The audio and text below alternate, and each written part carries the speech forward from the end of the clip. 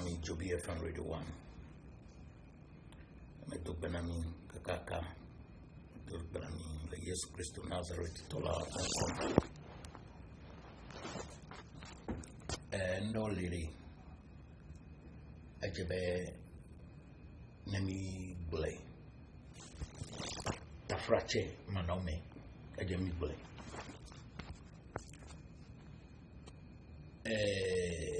Meto Benami. Meto Benami Fiabiti. Meto Benami Mechichubiti.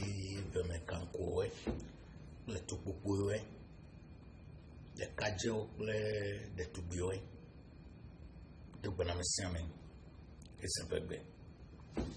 Ndeleji le miapo Ghana dukome iko tebe mi bone mi lem kudon vivire yanye no meke kumeki defia e bulutoe ule mia petoe e bulutoe ule no me de kume defia mia petoe ile fafia be Ghana yari mia wadi mekbe de Ghana ko eva wa be mia wecheri me vale no me de na o echebe ri dobe mia weche mia fonu mia po fia we wa fonu mia pa mechichi wa fonu mia pa gbalanyala wa fonu ela bede Ghana yi me mia we choko veni va Ghana ya o homi o Kwame Nkrumah de eza soja we le police we ya o force mia po togbe we ple mama we mia to we mia no we Efeme amegide ome no de jibe ne yoyi ba pe Ghana akore amegide melo kake enu keke bulutowe achimowe la chantiwe enu keke tuple Kwame Nkrumah ole Kwame Nkrumah po ebere ne ibe ya dasile enu ke na ya no ameko dumedi ma pa yo e ata Kwame Nkrumah ya bazi no mone UN toji bere nona nemia me mama ho e British to chobene yo kwa pare French to chobene yo kwa pare nona me mama la neva na ya komire mia voter originally mia ko pe Ghana kemi nyave voter rich to yari one no yume kemi je support the lazy le Ghana anya weke ta kenya to biro be yume no rejoyi okporo mi apo fia de we do siwa bere to gume o siwa bere aposo le pali mewe le nivewe o si le Ghana ela be Kwame Nkrumah bi alewe ela be yo we me dibe ni yo no rejoyi e Kwame Nkrumah nyawe na mieni o ga le voter region le Ghana men adefuna yo jidudu egbe Kwame Nkrumah de nyebele wa ba no ni ne Kwame Nkrumah da sele mia o mia ko no fike mia no mia ko jema o yume egbe no trotofi onanye bioko obo Togo o trotofi onanye bioko obo Togo lo mi po keke wane domelevo o galea fifi o wedini one agbanle be o pension data ne ko pension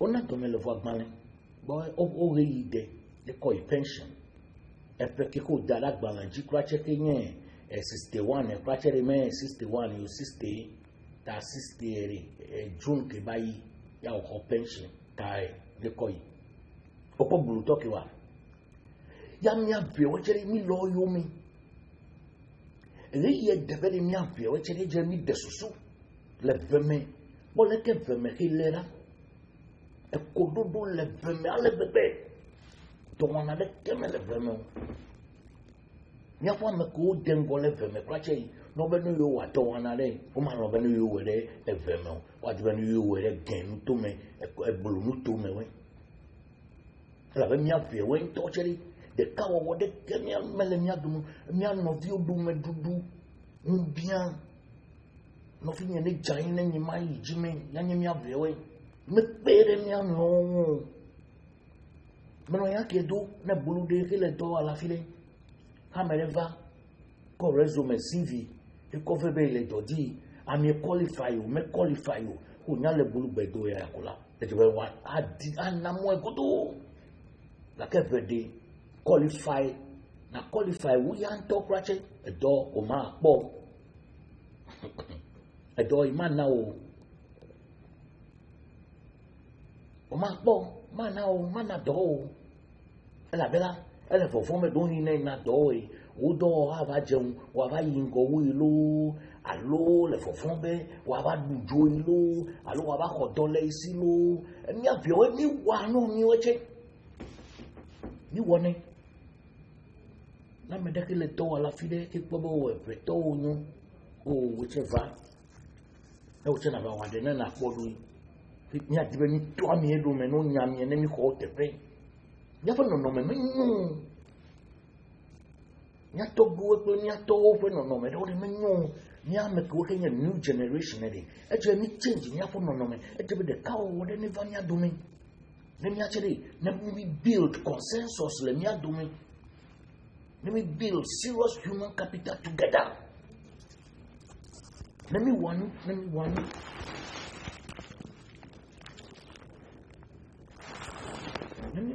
Here Devi. Let me one day here Devi. Make a chokuri. Let me no me do me do. I had me off for me a comedy. Let a bulletoi off for me a gome. Opo jogwetoa.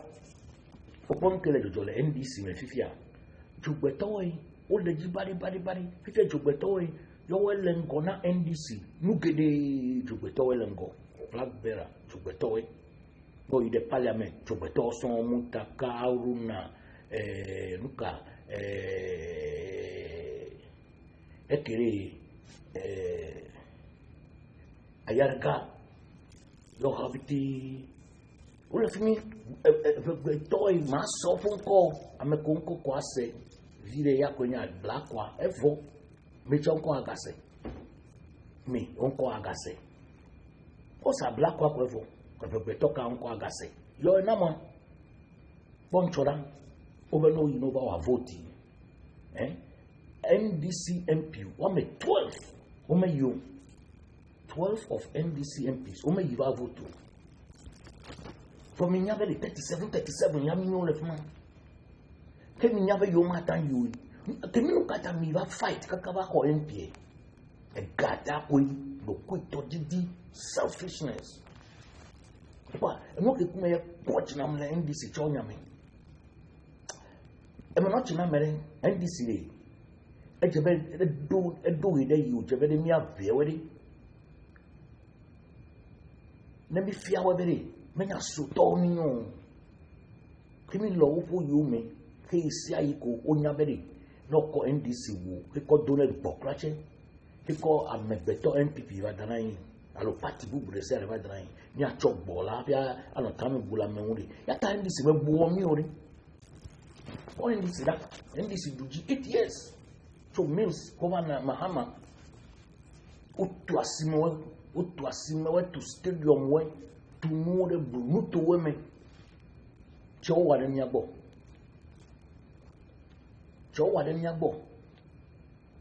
More and go. A so airport over to refini. Airport to me to refini. A guy doko one more. The delever no to me crache. Let me damage you. Walk out to airport to refini. Videka airport. No let bro the jam medocheri. Ulo mufu aberi. Dole ndenya nene ono mfu abe dole ndenya upa enyaiki alene chine gbo be gbo bojidan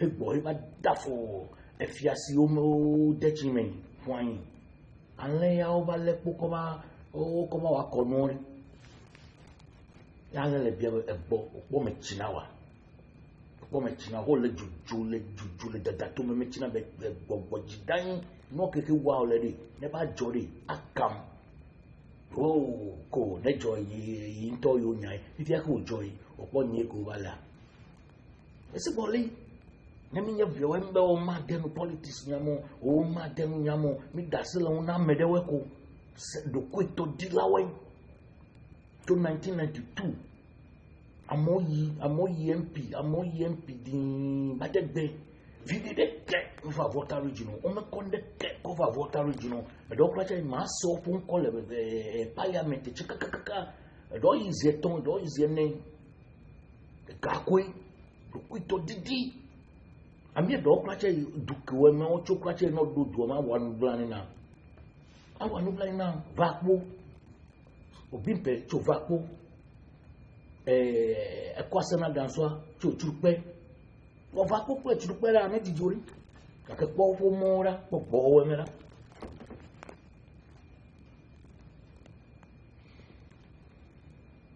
ya goche cho peje mo peje ra ayi kwacha wa bezi tonson mo peje ra na po peje mora cho ba me ko peje kwera ne menye kufuo he ba dasi me kiti o na cho ho ko ide jolokweta kaka ko ya me jofe kwacha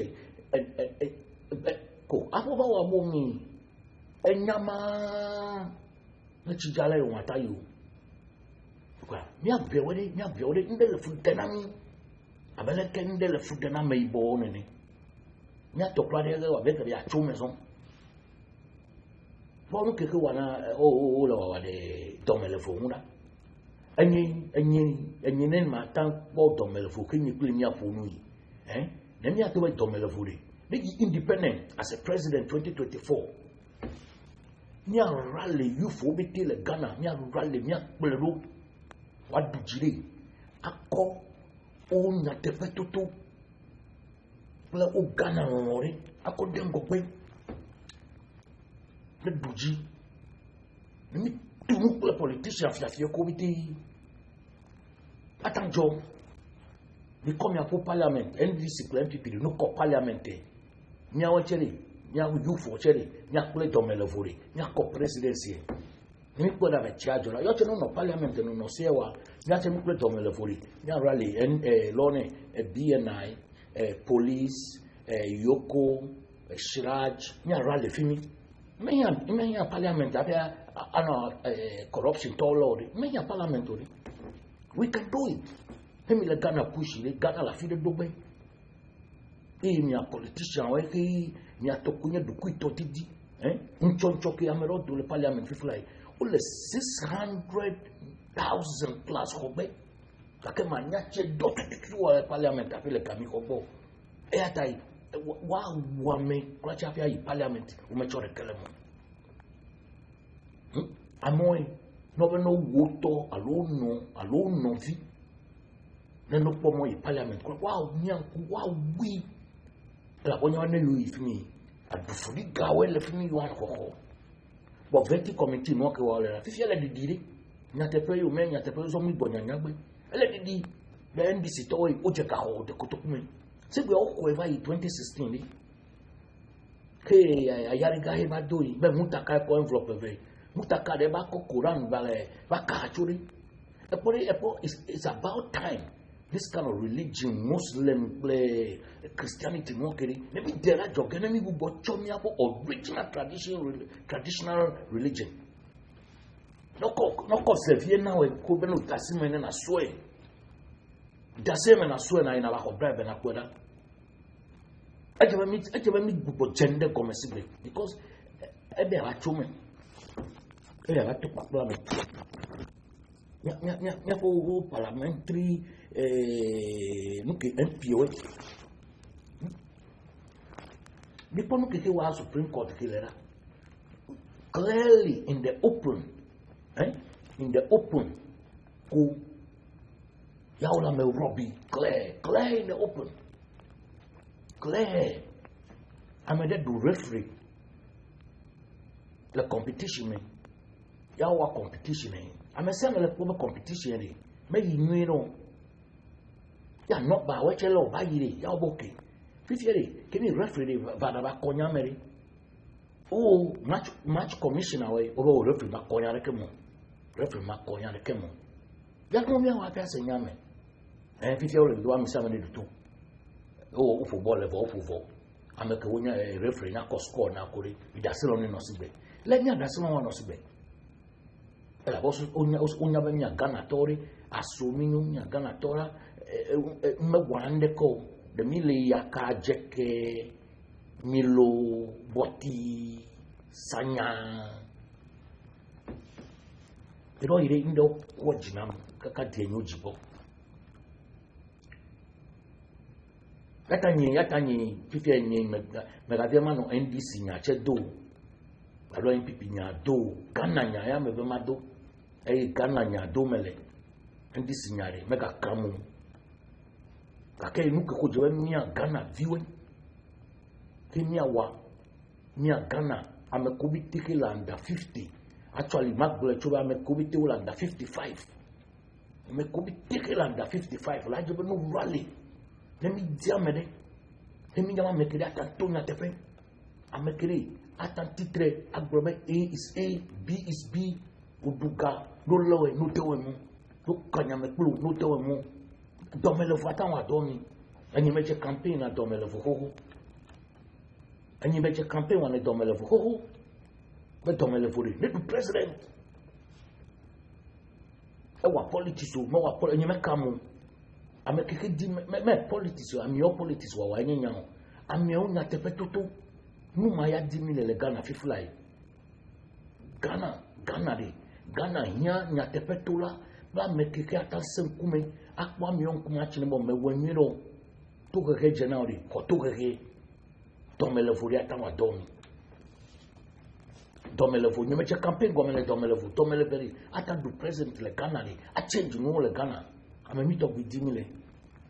Amo le Ghana lu. Amo le Ghana watanwe. Kake inono meke kumewe. He politician fiafiwe. Politician ajublasuwe. Politician dokuito dilawe. Politician ametere tulawe ni. Wa profudo kwe. Wa profudo kwe se sene. Abe yula mie. Yua diame keke unyameri. Ame mine yufi nukrache. Ame mi mabi awandeke yuo. Sipa NPP NPO wari. NDC NPO. Sipa wari. 2020 election. Sipa wari. For NDC primaries da. Over rally. Be you support Mahama. Ela bon nyameri. Mahama no aimba yi. Mills beti. You fifi krache. Bete wandeke yuo. Bete wandeke o. Kai o support din ya kokoi. Bondo chene maule wari ro iche masegom. Nda wene maule wari ro yo masegom. Because primary semi Mahama me dujure. To kofi no ne Mahama ri. To kofi no ne Mahama. Wana gamewe delegate we ko ever. This time 2020 ki in 2021 ke 2022. Primary ske wa be NDC hele. Mi amomi le jojo jemegbe. A force uberi no vuno na mesiame o meka wa fofu no kokko da mesi o no vuno na mesiame la go uga Mahama ko tuli bebe ne bayi la kei nyare kemele asinyi haro mi ato e chori Supreme Court chenya kele siri ne ko dana invori afi mi ajenufo la kei no mekiki akufado we no viewe ko gangap de domelevo we vito nchomi do ajima Ewan kuma beri do dafore de ovejine nene adefu safo mafo efi 1 million opre keno furiata he domelevo kebe he brotala onya be nya o galiza domelevo ake domelevo be nya nya o lesi le boblo be nya o lesi za o le boblo e be ma fonu hadola e nya o lesi za o le boblo be apo no bitiri apo wari apo no bitile global Look at what you bele Canary. At your government to Choyaoda, the Supreme Court ava, Yachava Grotto. A kick up Puchinamli, we bonu for Chumbe Memorable, young President Kufo, Fiafi. President Kufo, Ghana at 50. Ofi Galebebe, vous couvez au domaine de quoi Ghana 50 au men à l'occuper et pour couviter pour va tout guider Ghana 50 au men à l'occuper pourquoi parce que faut que il y a pas globally ou corruption elle est toi dans plein vraiment les cas il qu'est-ce qu'il y a mais le crâne ouvert il y a what on que le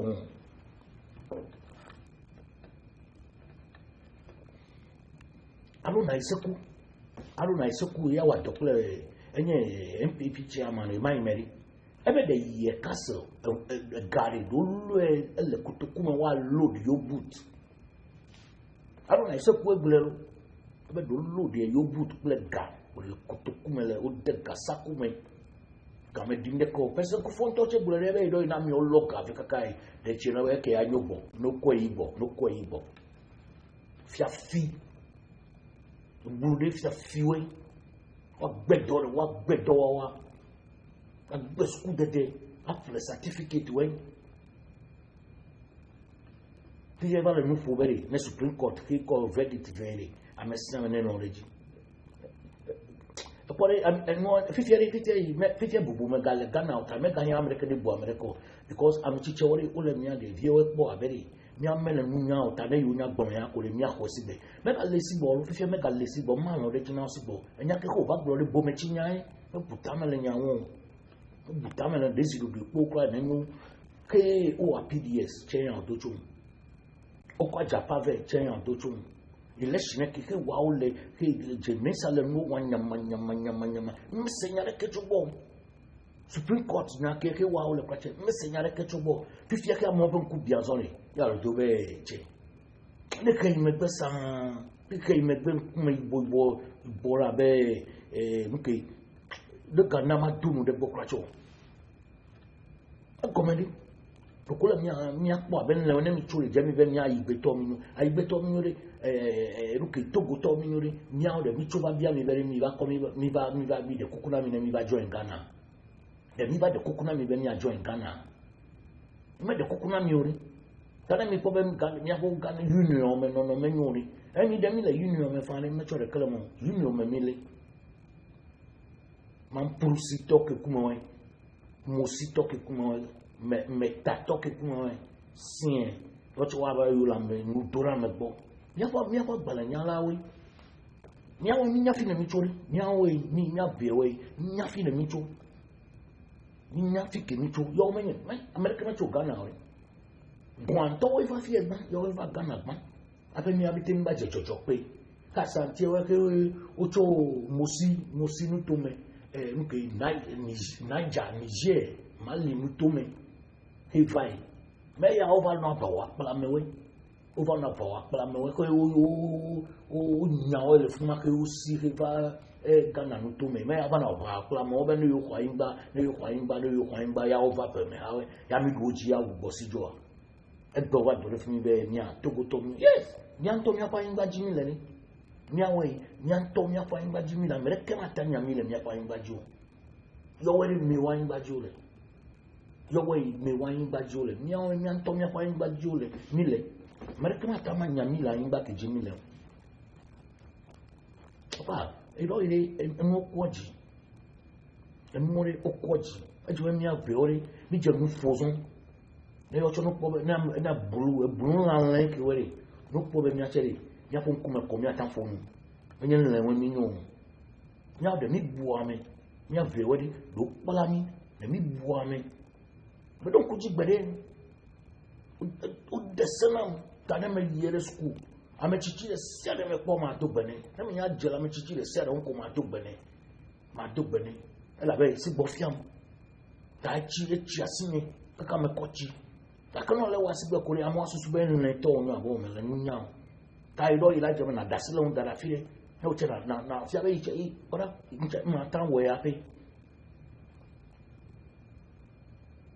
nkanye nke kume wa ole le Ghana akufo do na kponyoro e o fe ne ke do yi ma we bolu o fe ne ke na me kponyoro ma we o me ya che jo ame o le chom me ya che jo soja o kra cholo Mado ne mado. Me ya che jolo. Mi a come viure mi le chochobe. nya du comme viwe mi le chuchugbe Supreme Court judge wele ela o we vai lo e pori fifieri amesia me as Rollins onya gome. Look at that Rollins who were May 13. Think about what 4th June, June 4th. Think about what 31st December. And what can come away tired? And what can come away tired? Hey, Rollins, get that lazy, na limani. Ela ojagomeli, ela kume, gidi ule no gana no fuel. Yawe ao. Me let me wo ya gbo hoy. Mo no popo le abe. De ka popo ka hoy. Akere amoche wa gatan chori. Après Ghana ta hoy la kufu lo sifan. Okwe me le ti adeko yo. Le ti aden alo, le ti adeko mi aka gbo wa election yi yare. Ko wala mi obete wala kufu ado pre no fi obete fi question fi sobo. Na me ka dasla me ko fe ne bubu yi. Bon, quand la fille est mise en orée, non. And you me blame at Tamils, blame Mahama, papa. Me blame where que overpower, que metten le kufuoto le keo. Kakei, nianto NDC toy, abuga pele, okoya bate prison. Mahama no power. Kakei, Akogan, Alista, Mugabe, wa cheche, contempt of court, justice way, ulewe drop on way cover the prison at least 30 days on the prison. Akufado MPP toka ya fifi la wade, wa leve yuko prison. He Canada Japan ki judge okrache chowa, umete wande kiuri. MPP towa udonu de judge obo adwa mesame. Amerike me wande ko abronye jua mesame Amerike meten wande ko behind this story. Come on man,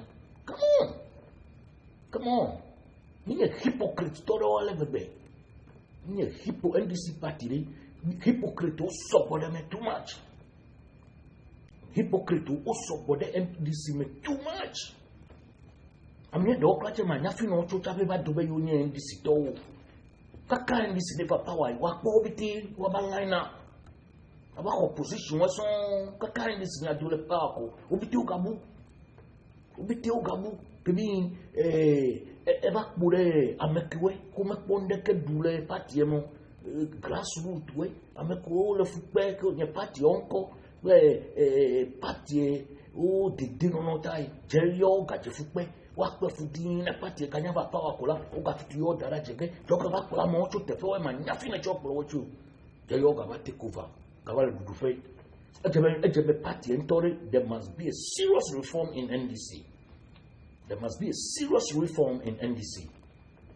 No me ahoy wa tunu papuli mi le election afi election clear o fi election on Akufo-Addo ya mi ahoy mi le parliament 37